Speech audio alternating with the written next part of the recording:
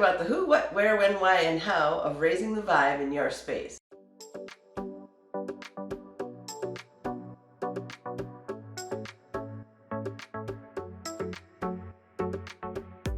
What's up, beautiful people? Welcome back to Krystal TV, where today we're talking about raising the vibe in your space. Why? Because raising the vibe creates magnetic energy that attracts what you want to you. Sounds like a pretty good reason to me. So the first thing you want to do really is pretty simple. Just open the door. And I get it's in the middle of winter, at least in the northern hemisphere, and it's cold outside. But even if you just open it for a few minutes, it'll make a difference. Those few minutes are enough to refresh your house, feed it some new energy. Personally, I use my back door for this because, well, it's in a better position. What is commonly referred to as the Bagua map is really used to determine the better and worse places of your home for you. Places that you want to hang out, places that you want to avoid. My front door happens to be in the bad place. And since there's nothing I can do about it, we use the back door, which is in the good place, or one of them. So if I'm gonna crack the door for a bit and let some fresh energy in to feed my home for this exercise in raising the vibe, I'll use the back door at my house. If you want help figuring out which door you should use, book a complimentary design consultation with me at the link down below, and we can talk about that. The second thing is to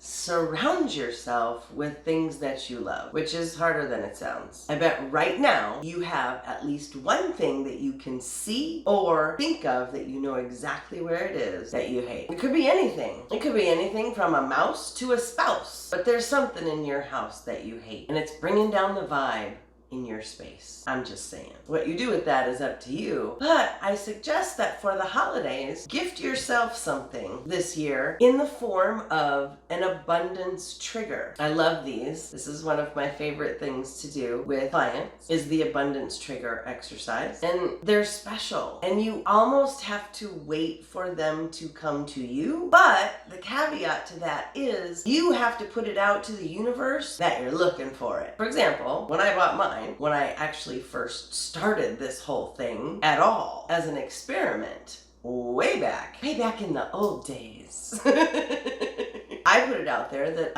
was what I was looking for. I was looking for an abundance trigger, and I hunted and hunted and hunted, and I'm so glad that I didn't settle, because waiting is worth it. I put it out there that I was looking for something as an abundance trigger. It was in my mind. I was hunting, shopping around for it, and we went to a store one day, and there it was on the shelf. And the moment I saw it, I literally snatched it up and took it to the counter immediately. And I love this story because I took it up to the counter, and it's a numbered figurine, and they told me at the counter that it was made by a local artist, blah blah blah, and sold it to me for $45. And I took it home, and I wanted to find out some more information about the artist, and turned out it wasn't a local artist at all. It's an incredibly famous sculptor, and on average the other numbered pieces in this collection, or the other numbered ones of this piece, sell for $4,000 to $4,500. So my abundance trigger within an hour of purchase increased in value